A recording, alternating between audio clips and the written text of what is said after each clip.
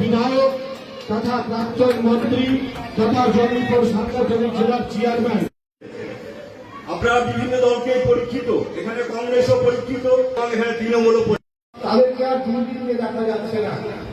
কিন্তু এই দুই দলের সফল হননি, আল্লাহ আপনাকে রক্ষা করেছেন আপনাদের দোয়ায়, পাঁচজন আশীর্বাদে, যে ভালোবাসা নিয়ে মানুষের সঙ্গে আমাদের বিধায়ক স্বাস্থ্যমন্ত্রী বিশিষ্ট শিল্পমন্ত্রী জনগণের সাথে খুব অল্প সময়ের জন্য, অল্প সময়ের মধ্যে আমাদের তৃণমূল কংগ্রেসটা গঠিত হয়েছে।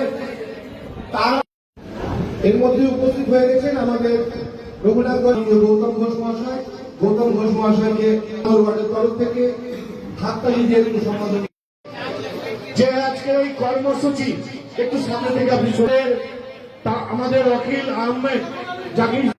বর্তমান সিচুয়েশন, বর্তমান যে পরিস্থিতি, সে বর্তমান পরিস্থিতি অনুযায়ী আমরা যে অঞ্চলে বা যেখানে বাস করছি